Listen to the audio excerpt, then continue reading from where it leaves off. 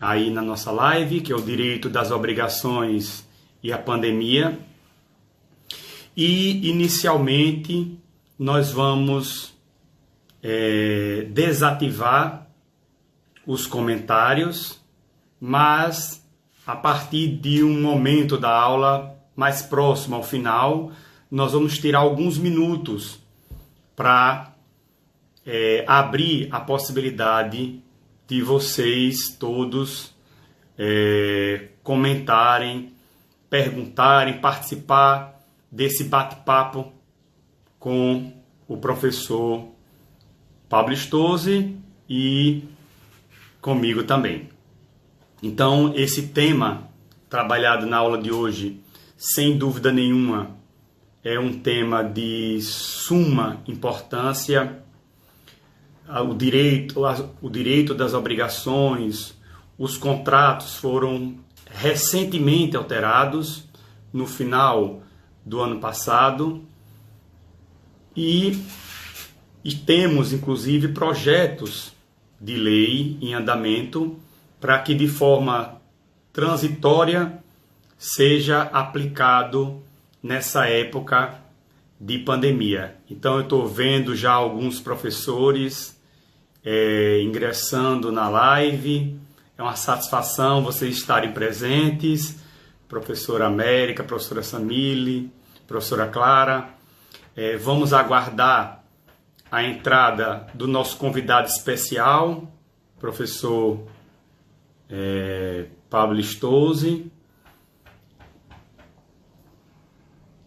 E lembrando para aqueles que chegaram agora que nós vamos, numa parte da aula, desativar os comentários para ficar mais fácil de vocês visualizarem as explanações do professor Pablo Stozzi e, posteriormente, mais próximo ao final, nós vamos abrir a possibilidade de vocês participarem, tirarem suas dúvidas, fazerem seus comentários. O professor Pablo Stozzi acabou de entrar. Vou adicionar ele.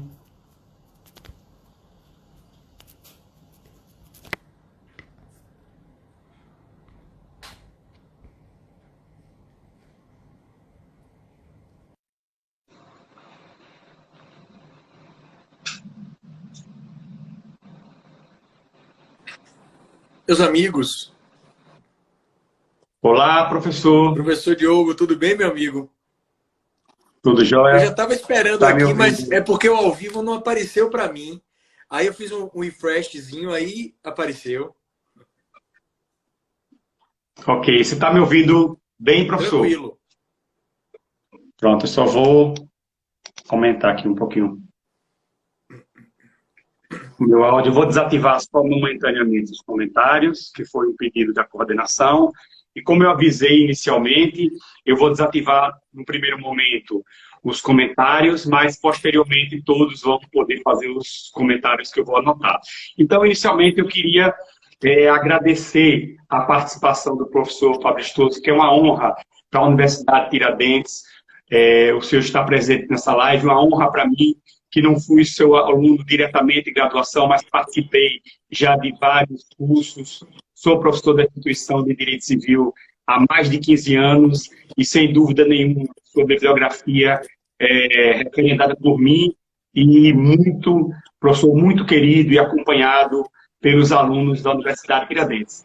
Então, não preciso explicar o seu currículo, dispensa explicações que todos que estão participando nessa live conhecem muito bem o professor Pablo Stozzi. Ô, meu amigo, eu fico muito agradecido e eu me sinto em casa aqui com vocês. Podem ter certeza disso, viu? Então, professor, inicialmente, antes da gente entrar propriamente nos assuntos pertinentes ao tema, direito das obrigações de pandemia, eu acompanho suas lives e acompanho o seu trabalho e sei que o senhor, além de ser um grande jurista, é uma pessoa espiritualizada. Então, eu gostaria que o senhor deixasse uma dica para mim, professor, para os advogados que estão acompanhando, para os alunos, o que é que a gente pode pensar, colocar um foco, uma meta nessa época de pandemia, para que quando essa fase a gente possa sair mais forte, mais preparado, o que é que a gente pode parar para refletir a respeito disso? Se a gente fosse voltar no tempo, né, e eu conversasse com você, Diogo, eu lhe encontrei, digamos, no meio de... Caminhando em Aracaju, eu lhe encontrei. Há 2 anos. Aí eu falasse assim, Diogo, imagine só, eu tive um sonho, eu sonhei que houve uma grande doença mundial e que as pessoas não poderiam sair de casa sob pena de ficarem doentes. E uma doença que vitimou muita gente no mundo e que fez com que, durante parte da nossa vida, nós ficássemos confinados. Você diz assim, professor, o senhor está assistindo muito filme, aqueles filmes americanos, tipo Epidemia, né? Quer dizer, quando a gente faz um retrospecto da situação atual, a impressão que você tem é que é um grande sonho. E, assim, no começo, eu disse isso em algumas lives, não sei se você me escutou dizendo isso. Logo no começo do confinamento, eu fiquei alguns dias... Primeiro que meu relógio biológico mudou. Eu sempre acordei muito cedo. Eu nunca fui notívago. Eu sempre fui daquele de acordar às 5 da manhã. Mas meu relógio mudou. Então, eu que sempre dormi cedo, estou dormindo meia-noite. Meu Deus, eu não durmo meia-noite. E eu descobri que eu estou dormindo meia-noite não só por conta do horário que eu vou para a cama, mas porque eu comentei outro dia, eu percebi que perto da rua onde eu moro, tem um cidadão que meia-noite toca fogos de artifício. Eu não sei por quê. Da meia-noite ele estoura. Melhorou até esses dias. E ainda bem que não é tão perto de minha casa. Mas no começo da pandemia, eu confesso a você que eu me senti muito abalado. Eram tantas notícias e ainda estão acontecendo, né? De tragédia, tudo, que eu me vi, eu confesso a você, Diogo, eu tive a impressão que é como se houvesse uma neblina por sobre toda a nossa cidade, sabe? Uma nuvem pesada. Aí eu comentei isso com um amigo meu, que é uma das pessoas mais espiritualizadas que eu conheço. Se você disser assim, Pablito, você conhece alguém que você pode dizer assim, um homem sem medo? Eu digo a vocês, eu conheço um cara que não tem medo. E ele não tem medo pela fé dele. Ele tem uma fé tão impressionante. Ele estudou para ser monge. Ele morava no monastério, mas hoje mora no Brasil, se casou por razões outras, porque ele não pôde voltar para lá, razões pessoais. E ele me disse, Pablo, quando você for meditar, tente elevar a sua mente para cima desse peso vibratório que está acontecendo hoje na Terra. E perceba a quantidade de luz, palavras dele, que estão sendo enviadas do alto para a Terra. Veja, ninguém é obrigado a acreditar nisso, a crer nisso. Até porque eu creio que esse tipo de ensinamento você só entende pela intuição. Mas eu não tenho dúvida, a humanidade vai ter de sair dessa pandemia melhor do que entrou. Porque você para e pensa, foi preciso um inimigo invisível para fazer com que muitas famílias que não almoçavam juntas passassem a almoçar juntas. Foi preciso um inimigo invisível para que nós dessemos valor àquele futebol da quarta-feira, ao amigo que a gente vê no sábado no shopping. Nós não dávamos valor a isso. Então, veja só, encerrando essa pergunta, sou profunda. Você me pegou de jeito aqui, viu, amigo? Há 2 formas de o ser humano se elevar. Através da sabedoria e através do sofrimento. E muitas vezes o sofrimento traz a sabedoria. Então eu espero, elevando o pensamento a Deus, que por meio desse sofrimento a humanidade angarie sabedoria para se elevar. É aquilo em que eu acredito. Eu espero, meu amigo, de coração. Que bom, professor. Nós tivemos aqui o privilégio que a Universidade Tiradentes não suspendeu as aulas, nós estamos dando aula ao vivo, utilizando o Google for Education, e eu também confesso que eu tive muito mais desafios com isso. A utilização da tecnologia, no início, foi muito difícil, muito desafiador, mas, diferentemente de vários colegas que estão sem trabalhar diretamente, nós, professores que estamos dando essas aulas online, foi um desafio e uma grande aprendizagem de estudo, de aplicativos, tecnologias, lives. Então, boa dica para a gente refletir sobre isso. Professor, especificamente sobre o direito das obrigações e a pandemia. Eu estou assistindo várias aulas, várias lives, e eu percebi que alguns doutrinadores, eles divergem em relação àquelas excludentes, caso fortuito, força maior, se a pandemia que nós estamos vivendo em relação ao Covid-19, ao coronavírus, ela se encaixa ao caso fortuito ou à força maior. Eu creio que é uma diferenciação desnecessária. Creio, inclusive, que trata de força maior. Mas eu gostaria de saber a opinião do senhor sobre isso, sobre essa aplicabilidade. Interessante que essa semana me perguntaram isso, eu comentei isso, acho que 2 vezes essa semana, em 2 lives, né? Quando eu fiz direito, ingressei na faculdade, uma expressão que o professor sempre usava e que eu sempre escutava isso é natureza jurídica. Então, os professores na universidade em que eu estudei, na centenária Universidade Federal da Bahia, eles adoravam a expressão natureza jurídica. Então, era assim, eu ia fazer uma prova, não era incomum, estava lá, qual a natureza jurídica de alguma coisa. E o interessante é que depois que você cola grau em direito e você vai fazer concurso para os que vão fazer, você se depara com a expressão. Então, houve concurso para juiz, para magistratura, que perguntou qual a natureza jurídica de um peixe em alto mar. Já houve concurso perguntando qual a natureza jurídica de uma lápide. E aí, eu fazendo um retrospecto, em uma das nossas obras, no volume 1, porque eu sempre tento aliar a pesquisa à clareza. Eu até brinco com o selo de neurose de clareza, né? Tem uma parte do meu livro, Diogo, que eu e Rodolfo, a gente tenta explicar o que é natureza jurídica. Porque o professor na faculdade, às vezes, não para explicar o que é natureza jurídica, né? E é um assunto que você pode se deparar com ele.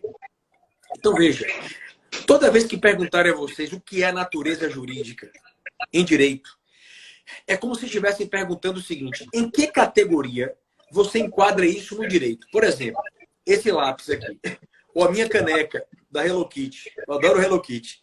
Se eu perguntar assim, ó, qual a natureza jurídica, tá, desta caneca que está em minha mão? Significa, traduzindo, em que categoria jurídica eu enquadro isso no direito? Outro exemplo. Eu celebrei um contrato com o Diogo. Qual a natureza jurídica de um contrato? Em que categoria eu enquadro o contrato no direito? E aí vai uma dica. Uma dica. Até invocando o ensinamento de Hans Kelsen. Porque eu vou recorrer a uma ideia da estática jurídica. Vou dar uma dica a vocês. 90% das vezes, ou 95%, quando o professor pergunta a natureza jurídica de alguma coisa, em direito civil, a resposta é ou bem, ou fato, ou pessoa. Então, se eu perguntar a você a natureza jurídica de um livro, tá? A natureza é de um bem. A natureza jurídica do contrato é um fato. Com a minha natureza jurídica, pessoa. Então, veja só. Eu também tenho escutado alguns dizerem: olha, a pandemia não é força maior, não é caso fortuito. Ok. Então, eu pergunto o seguinte: qual a natureza jurídica da pandemia do Covid-19? Você não vai me dizer que é bem jurídico. Você não vai me dizer que é um fato, tá? Que é uma pessoa, tá? Você pode dizer sim que é um fato. Agora veja, enquadrado como um evento fortuito ou de força maior. Então veja só o raciocínio. A pandemia do Covid-19, eu não tenho nenhuma dúvida de que a pandemia, de per si, é um evento fortuito de força maior. Vem cá, gente. Vamos lá, vamos pensar com calma. Parágrafo único do artigo 393 do Código Civil. Eu estou na lei agora. Caso fortuito ou de força maior, é o fato necessário cujos efeitos não se pode evitar ou impedir. Pandemia do Covid-19, fato necessário, cujo efeito não se pode evitar ou impedir. Então, veja, em essência, eu, Pablo Stolze, não tenho a menor dúvida que se me perguntasse, professor, qual a natureza jurídica da pandemia Covid-19? É um fato que eu enquadro como força maior ou caso fortuito, dependendo da escola que você siga. Não tem nenhuma dúvida. Nenhuma. Não vai ser um bem. Não vai ser uma coisa. O problema, aí vem o alerta de muitos autores. É que, preste atenção agora, preste atenção. A pandemia do Covid-19, que é um fato, é um evento fortuito ou de força maior, pode não haver projetado efeito nenhum na relação jurídica que você está analisando. Então, veja. Exatamente. Professor, por conta da pandemia do Covid-19, que é um evento de força maior, todos os contratos no Brasil têm de ser revisados. Certo ou errado? Errado. A pandemia do Covid-19, de per si, ou seja, em essência, é um evento de força maior, não tenho dúvida. Parágrafo único do artigo 393 do Código Civil. Leia para você ver lá. Leia lá. Agora, o fato de a pandemia haver repercutido no contrato que você celebrou com o João é outra história. Então, há contratos, existem contratos em que a pandemia não gerou efeito nenhum. Já em outros contratos, no campo obrigacional, a pandemia gerou efeitos. E um exemplo que eu dei em algumas lives minhas é o contrato com a agência de turismo. Aconteceu comigo isso. Porque eu recebi um convite para proferir uma palestra na Espanha, no final do ano agora, em novembro. Tá? Eu não havia nem divulgado isso ainda, fiquei muito feliz, na Universidade de Salamanca, pela Academia Brasileira de Direito Civil. E aí, resultado, conversei com minha esposa, ponderei se eu deveria ir, etc. E minha esposa disse, Pablo, vá. Seria a primeira viagem, Diogo. Eu sou casado há 12 anos. É porque ela está aqui, mas a porta está fechada. Seria a primeira viagem que eu faria sozinho com ela. Todas as viagens que eu fiz com minha esposa, é bem verdade que eu não viajo tanto. Mas todas as viagens que eu fiz com ela foram com as meninas, com as minhas filhas. Todas as viagens. Então eu recebi esse convite, gente, é fato verídico isso. Estou inventando, não. Eu ia dar uma aula na Espanha agora em novembro, uma palestra, participar de um evento. Tá? Iria só com minha esposa. Eu falei para ela, tá vendo? Uma viagem só nós dois, não reclame mais. A pandemia do Covid-19 acabou com minha viagem. A superveniência desse fato, força maior, fez com que o evento fosse alterado para 2021. Então, olha o que aconteceu comigo. Houve uma promoção de passagem aérea, agora no começo do ano, pela TAP.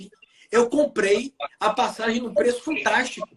Paguei o hotel pelo Booking, preço maravilhoso. Não vou mais. Resultado, a pandemia repercutiu no contrato que eu celebrei com a minha agência de turismo. E eu já entrei em contato com ela.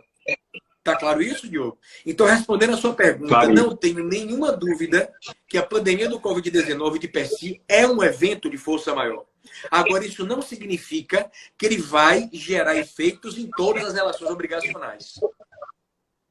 Eu também dou como exemplo, professor, para exemplificar também aos meus alunos, uma situação, por exemplo, de um inquilino que é um funcionário público federal, que a pandemia diretamente não afetou os ganhos dele e que ele não vai poder, por exemplo, revisar esse contrato, alegando caso fortuito, força maior, no contrato de locação. Exatamente. Para ele, diretamente, mas, veja, afetou. Mas não é o caso de você dizer que a pandemia é um evento de força maior, analisando como fato projetado no direito, no campo da sociedade brasileira.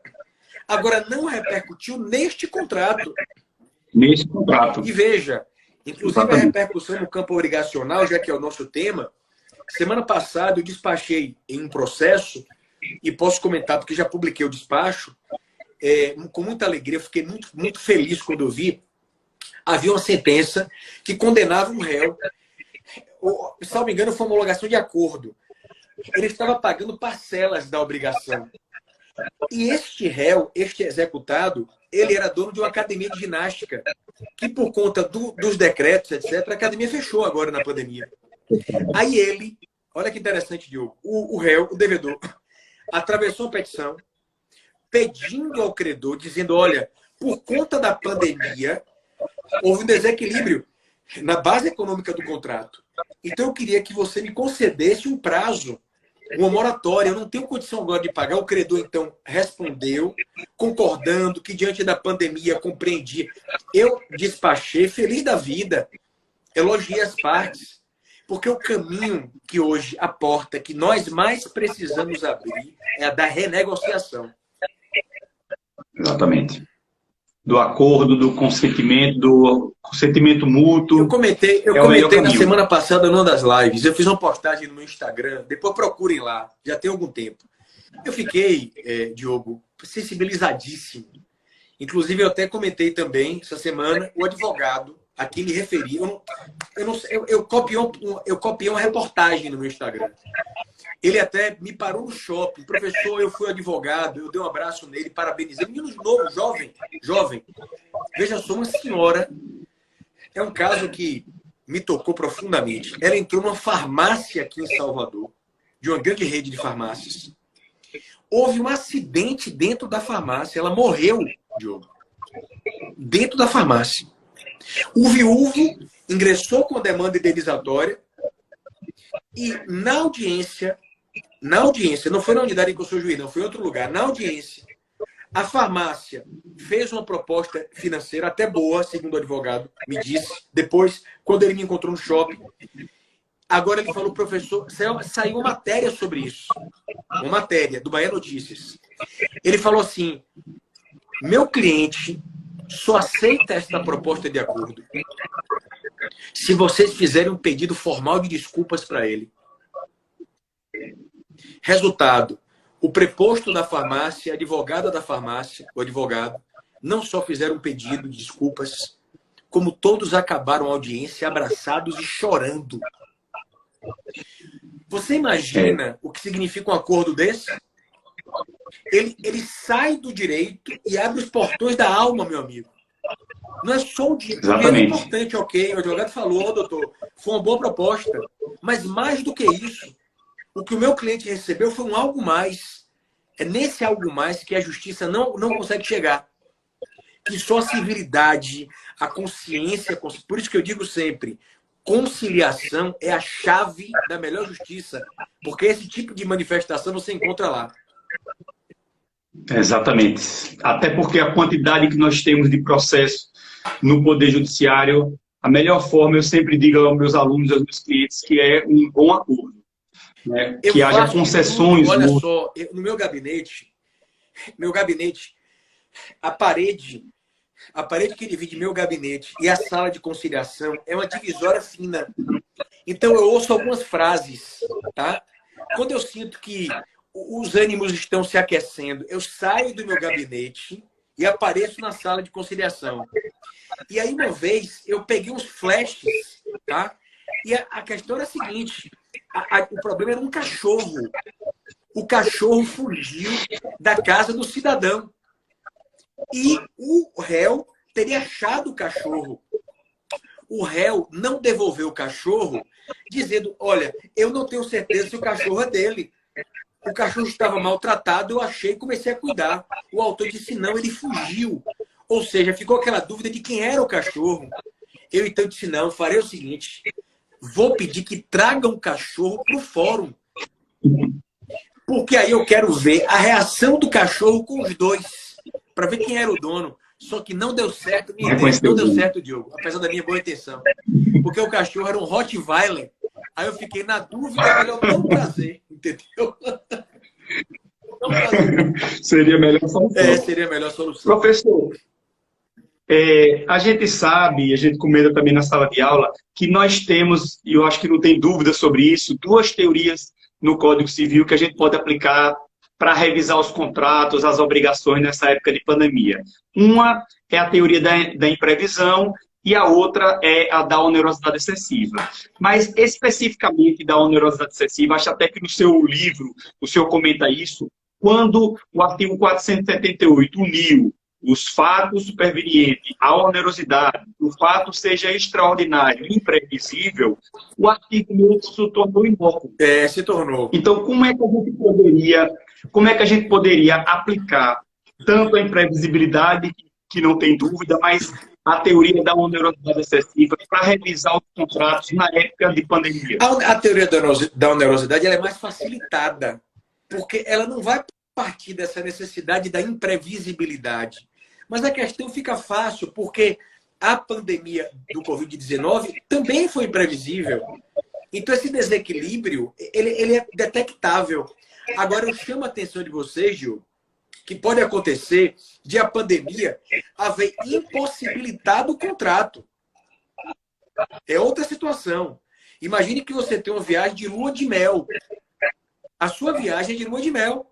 A pandemia impossibilitou o contrato.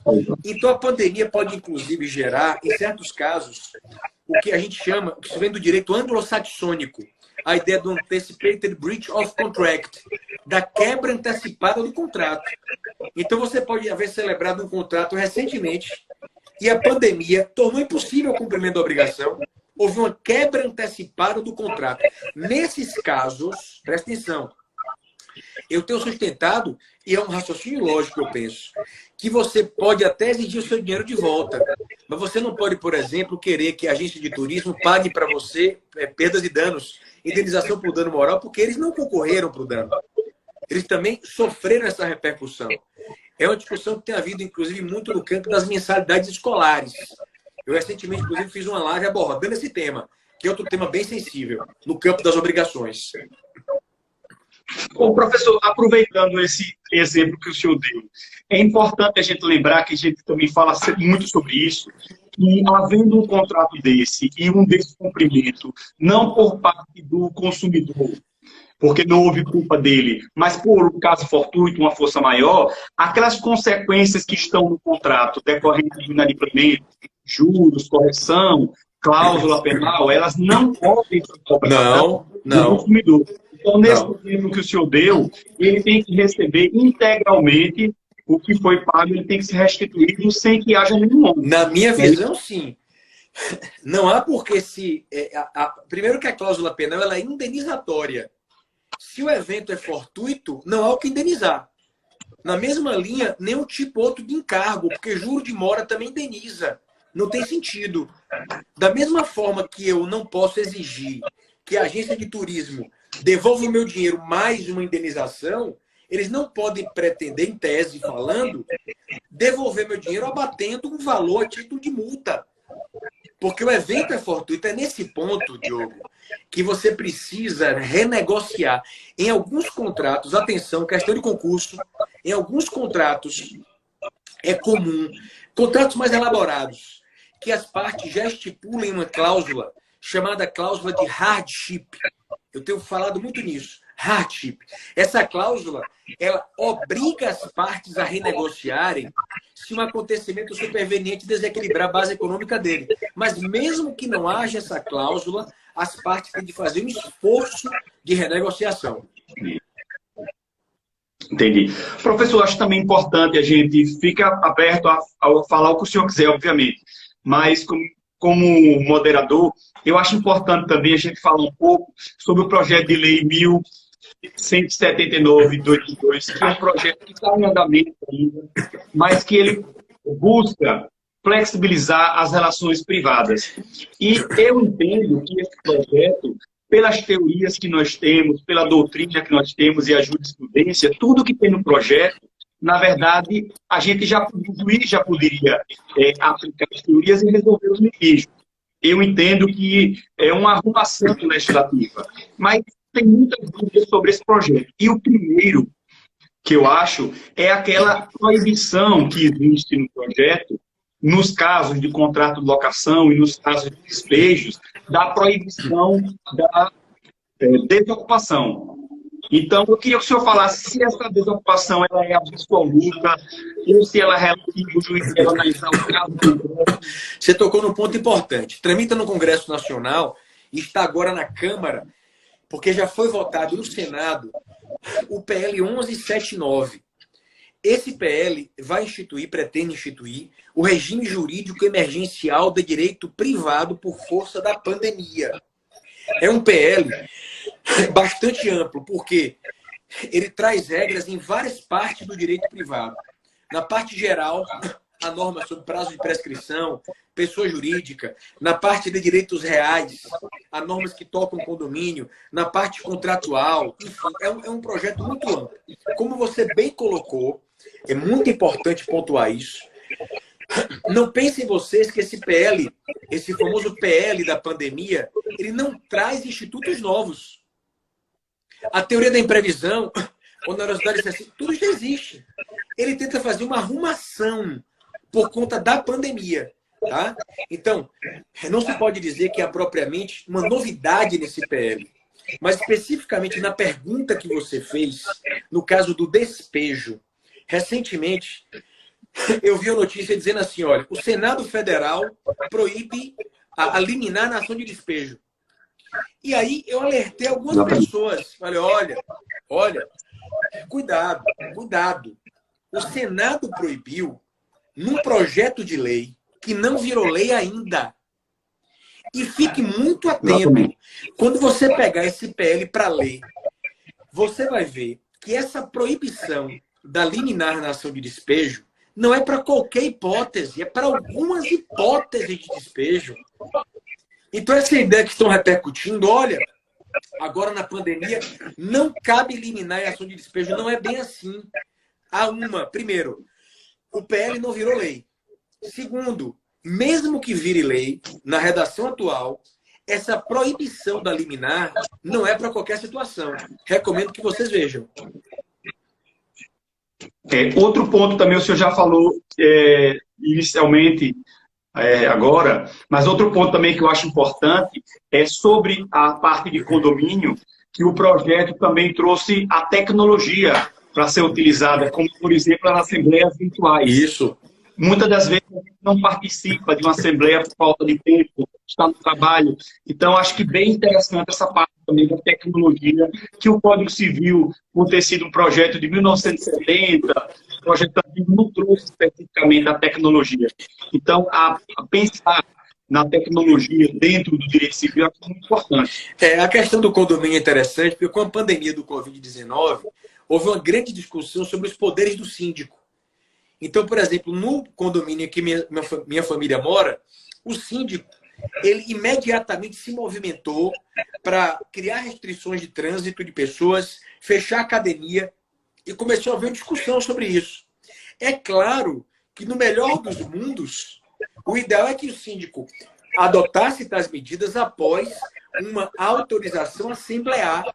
Só que não havia tempo para isso. Não havia tempo. Então, veja, o PL ele vai legitimar os poderes do síndico e também vai regrar essa possibilidade das audiências virtuais, etc. O que eu mais coloco em relação ao condomínio, veja só, Diogo, é que as pessoas tenham bom senso. Porque questões atinentes a condomínio, direitos de vizinhança, são questões em que exigem que as pessoas tenham civilidade. Quer dizer, eu moro num apartamento, no prédio, e eu não ando, eu cavalgo no meu apartamento, como se eu fosse um centauro. Eu faço festas até 3 horas da manhã. O meu vizinho de baixo sofre com isso. Então, o direito brasileiro, os direitos reais, tem amadurecido em relação a isso. Veja, por exemplo, que hoje já existe posição na doutrina e na jurisprudência, admitindo, em casos excepcionais, a expulsão do condômino antissocial. Há um caso, inclusive, famoso, julgado em São Paulo, de um cidadão que foi expulso do condomínio dele, porque, dentre outros problemas, ele costumava fazer festas íntimas na piscina, se é que você me entende. Ele frequentava a academia do prédio despido. Imagine você fazer esteira na academia e tem um cara nu fazendo academia em seu prédio. E ele só ia para as reuniões do prédio vestido de Batman. De Batman. Quer dizer, uma circunstância como essa, as multas aplicadas, a pessoa pode ter dinheiro. Então, ela não surta efeito. O direito, então, começa a olhar para isso e, à luz da função social da propriedade, admitir a expulsão daquele condômino. E aí eu pego essa ideia, professor, e uma pessoa que, nesse contexto de comportamento antissocial, não respeita as regras de saúde pública por conta da pandemia do Covid-19, as multas não surtem efeitos, ele é agressivo. Pode ser que haja fundamento para uma expulsão, talvez, em casos excepcionais. Eu só faço uma observação. Para você que quer ser advogado, para você saber pedir com cuidado na sua petição inicial, para você que quer fazer concurso, tome cuidado com um detalhe.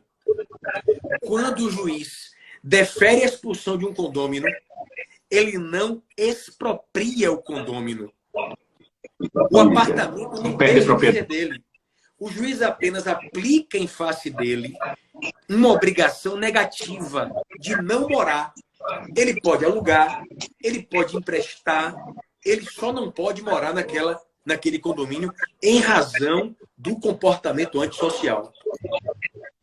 É o novo direito civil, Diogo. Professor, exatamente. Eu dou também esse exemplo na sala de aula. Ele perde o direito de usar, mas não a propriedade. Exatamente. A gente teve uma indicação da coordenação para que inicialmente, para que não atrapalhasse a sua fala inicial, professor, que a gente desativasse os comentários. Como nós já estamos do meio ao final, eu vou colocar os comentários, se o senhor não se incomodar, de jeito nenhum, para que os alunos possam cumprimentar. 40 minutos quase, eu nem senti, meu amigo. Então, eu vou colocar aqui os comentários e já de antemão, eu já vou avisando que o que não puder ser todas as dúvidas, obviamente que eu vou ter que filtrar, mas o que não puder ser tirado agora, ao vivo, de antemão eu já deito também no meu Instagram, Prof. Diogo Calazans, que eu vou ter a maior boa vontade para tirar. Aproveito, viu, Diogo, antes de você falar, pedir licença aos amigos, porque alguns amigos têm me perguntado qual é a edição do nosso manual, em que essa edição, a edição que veio com nossas videoaulas. A edição, me permita, meu amigo, é essa aqui. Claro. É a 4ª edição 2020, que vem com as videoaulas, inclusive uma delas é sobre expulsão de condômino antissocial, que é um tema, você que mora em seu condomínio com vizinhos tranquilos, é uma bênção divina. Agora imagine você morar num condomínio em que o vizinho não respeita a hora para nada, pense aí. Eu moro especificamente em cima do apartamento do síndico, então eu tenho que me comportar perfeitamente no meu condomínio. Deixa eu contar uma história. Quando a Rocha começou a fazer sucesso, etc., há muitos anos, havia uma pessoa que morava perto de mim que ouvia a Rocha o dia inteiro. Eu não tenho nada contra a Rocha, viu, gente? Nada, nada, nada, tá? Agora, imagine você não ter horário em seu apartamento. E a música do Arrocha, aquilo pega. Então eu queria, às vezes, estudar, minha cabeça ficava... Quer dizer, temos de saber que onde termina o nosso direito, começa o do outro. Professor, eu não sei o entendimento do Tribunal de Justiça da Bahia, se já teve especificamente algumas decisões. Em relação ao contrato de locação, que, sem dúvida nenhuma, as maiores dúvidas que existem é sobre, no caso da pandemia, não poder pagar o aluguel, principalmente para as empresas que estão fechadas e não conseguem arcar. No nosso estado aqui, o próprio shopping center voluntariamente isentaram o pagamento Eu queria saber o entendimento, se já houve no Tribunal da Bahia, ou se o senhor já participou de algum processo em relação a essa revisão. Não participei, mas eu recebi notícia recente de uma decisão, não me lembro se de 1º ou de 2º grau, trabalhando a ideia da revisão contratual. Trabalhando essa ideia. Agora veja que é uma faca de 2 gumes. Porque da mesma forma que em muitos casos há o shopping center, às vezes o locador é uma pessoa que não tem tanto recurso e que vive daquele aluguel. Então não é uma matemática simples essa. É uma questão bem delicada, meu amigo Diogo. E aproveitar e responder uma pergunta que colocaram aí. A diferença do manual para o curso é que o curso de Direito Civil ele é em volumes. Então é uma obra mais extensa, o manual é mais objetivo, mais sintético do que os volumes do curso. E eu vou dar também um depoimento que, apesar de ser um manual, ele não é um livro resumido, é um livro profundo. Então, os alunos podem estudar pelo manual perfeitamente e todas as matérias de direito civil. Obrigado. Porque, geralmente, quando se tem um manual, é meio que um resumo, algo superficial. Não é o caso do seu manual, que eu adoto e tenho lá como do lado do meu escritório a utilização dele no dia a dia. Pelo carinho, pela atenção. Professor, outra dúvida também que a gente tem um tempinho. O senhor falou de passagens aéreas, inclusive uma situação que aconteceu especificamente com o senhor. E o senhor sabe que houve uma medida provisória para nas questões de evento, na questão de passagem aérea, houve o pagamento 12 meses após a pandemia. O que é que o senhor acha sobre essa medida provisória? Mas a medida provisória ali, eu prefiro nem comentar. Porque só de você pegar e aqui não tem nenhuma conotação política, viu, gente? Nada. Eu não tenho isso comigo. Vocês me conhecem há muitos anos. Negócio de política é um tema sobre o qual eu não falo em sala de aula. Mas a medida provisória, a redação da MP, que em determinado momento compara com a força maior, com a relação jurídico-consumerista, aquilo ali eu não vou nem comentar, Diogo. É algo realmente de uma aplicação lamentável. Vai de contra as regras básicas e obrigações de direito do consumidor, do Código Civil. Difícil. Professor, em muitas situações também, eu sempre comento que o melhor caminho, antes, obviamente, a gente sabe que o Poder Judiciário ficou... os prazos estavam suspensos no mês anterior, atualmente os prazos já voltaram a continuar, o advogado poderia ingressar com ação antes, poderia entrar com ação agora para objetivar a revisão do contrato, mas eu queria que o senhor comentasse a última reforma que nós tivemos no final do ano passado no Código Civil, para modificar um dos principais artigos do Código Civil e colocar a revisão como exceção e também a inserção do princípio da intervenção mínima do Estado nas relações contratuais. Foi mudança, na verdade, não dá... meus amigos que perguntaram, o título é esse aqui, ó, Manual de Direito Civil, da editora Saraiva. Essa pergunta sua, Diogo, me permita dizer assim, ó, é difícil eu sintetizar isso, porque, na verdade, a Lei da Liberdade Econômica, ela trouxe... É uma lei interessante, viu? Ela tem pontos positivos, sim. Tem pontos criticáveis também. Mas ela traz ali a visão da política do governo, que é uma política mais liberal, certo? Melhor, menos intervencionista. E você vê que, na verdade, essa medida provisória, ela não altera apenas alguns artigos do Código Civil. Ela traz ali uma marca ideológica, uma marca, digamos assim, finalística. Há uma finalidade naquela lei da liberdade econômica. Eu vou fazer um recorte aqui para você entender, os alunos entenderem isso. O artigo que cuida, preste atenção nisso aqui, para você que é aluno, advogado, olha o detalhe que eu vou lhe colocar. O artigo que trata, por exemplo, da desconsideração da pessoa jurídica é o 50. Só que o legislador colocou um artigo antes dele. Se você abrir o código hoje, vamos abrir o código lá, Código Civil, tá? Você vê, tá? Artigo 49A. Esse artigo, ele não existia antes no Código Civil brasileiro, certo? Então, veja, quando você for, olha a dica que eu vou lhe dar. Quando você for fazer uma prova ou uma peça processual sobre desconsideração da pessoa jurídica, preste atenção nisso. Se você quiser tornar sua resposta mais rica, mais profunda, não comece logo com 50. Dê um passo para trás para o 49A. Porque o 49A, ele traz a regra geral de que a pessoa jurídica não se confunde com seus sócios e de que a pessoa jurídica tem uma autonomia patrimonial justificada pela função socioeconômica. Traduzindo, o 49A traz a regra geral de que a autonomia de uma pessoa jurídica deve ser preservada. Ou seja, quando você lê o 50, que é o da desconsideração, você consegue entender que a desconsideração da pessoa jurídica é uma medida excepcional. Agora está na lei isso. Muita gente não percebe. Tá entendendo, Diogo? Você vai para o 49A para descer para 50. Então, isso é uma marca da lei da liberdade econômica. Chama a atenção de vocês. Inclusive, professor, na prática dos processos, no Código de Processo Civil anterior, era mais fácil para o advogado peticionar e conseguir a desconsideração da personalidade jurídica do que agora com a alteração do novo Código de Processo Civil e do Código Civil. Na prática processual. Detalhe importante, a jurisprudência do STJ já era extremamente rigorosa. Extremamente rigorosa.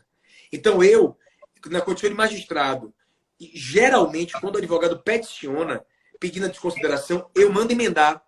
Porque eu pego muitos casos em que o advogado ele pede em um parágrafo. Não pode. Você tem de fundamentar o pedido de desconsideração. Professor, você está sendo muito preciosista? Não. É a jurisprudência e, como você bem colocou, é a lei. É a lei. Exatamente.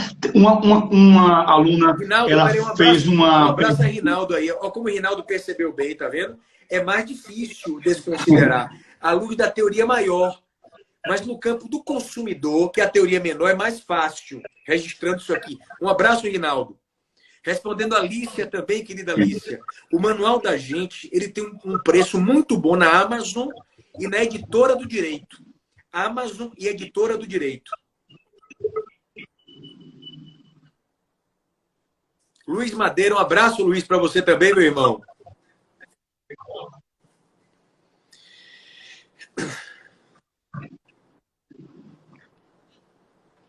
Professor, uma aluna perguntou um pouco antes, acho que a gente já respondeu inicialmente, ela perguntou como é que fica a cláusula penal, a multa, no caso do descumprimento em virtude da pandemia. O senhor já comentou sobre isso, não sei se o senhor quer fazer alguma consideração, mas que a multa contratual não pode ser cobrada, né? Foi um exemplo que sobre o qual falamos aqui. Mas porque esse é o perigo. Nós não podemos generalizar. Tem que analisar cada caso. Na hipótese de ter havido a impossibilidade do cumprimento da obrigação pelo evento fortuito, não há por que impor multa a ninguém. Tá? Então tome muito cuidado com isso. Quando vocês forem analisar, você tem que analisar o caso concreto, à luz da situação da pandemia. É o que eu disse no começo da live. Não é por conta da pandemia que os contratos agora não vão ser cumpridos. Não é assim. Tá? Então fiquem atentos a isso. Outro aluno acabou de perguntar aqui sobre a cláusula rebus sic stantibus. Aquela cláusula também que pode ser aplicada na pandemia. Sim, a cláusula rebus, ela fundamenta toda a ideia da teoria da imprevisão da onerosidade excessiva. Meus amigos, um abraço, Luiz Madeira, meu querido amigo. E o mais impressionante, querem saber agora o que eu vou dizer a vocês? Antes de eu me casar, eu viajei com minha esposa sozinho. Eu nunca fui de viajar muito. E eu fui uma vez a Paris. Eu nunca fui de viajar muito, nunca. Nunca. Penso no nome caseiro, ela até brincou comigo. A pandemia não vai mudar a sua vida, você não sai do gabinete. Mas o fato é o seguinte, antes de me casar, eu realizei um sonho, fui a Paris. E eu fui no Museu do Louvre. E lá está o Código de Hammurabi. Meus amigos do coração, a emoção de seu amigo Pablito, vendo o Código de Hammurabi. Gente, é uma pedra negra, grande, toda escrita em aquela linguagem cuneiforme, aquelas marquinhas. E aí vem o mais impressionante. Eu me arrepio quando eu digo isso. Eu lendo o livro de Otton Sidhu sobre teoria da imprevisão, ele coloca que no Código de Hammurabi já havia uma regra dizendo que se a colheita naquele ano não pudesse ser a colheita esperada por conta de um evento climático qualquer, o ajuste poderia ser modificado. Em outras palavras, no Código de Hammurabi, segundo o grande Otton Sidhu, já havia o germe da teoria da imprevisão. Ou seja, é algo que acompanha a história da humanidade, meu amigo Diogo. Exatamente. Sempre um dos maiores princípios das obrigações, pacta sunt servanda, eu sempre digo, ele não é absoluto, ele é relativizado inclusive e principalmente por todas essas teorias que nós falamos hoje, rebus sic stantibus, imprevisão, onerosidade. Isso. É bem interessante. O senhor fique à vontade, professor, nós estamos no final. Meus amigos, eu vou deixá-los, mas com o coração dizer que eu tenho imenso carinho por vocês. Os amigos da UNIT, a UNIT é apenas em Aracaju ou outras cidades também, Diogo? Nós temos o Grupo Tiradentes, ele tem na Bahia, em Paulo Afonso, que maravilha. Em Maceió, um abraço em Recife, a todos vocês. E aqui. Eu me lembrei agora que a primeira palestra que eu dei na minha vida, fora da Bahia, foi em Aracaju, foi em Sergipe. E eu me lembro como se fosse ontem, eu novinho, o desembargador Osório, do TJ de Sergipe, me convidou, ele era professor da Universidade Federal.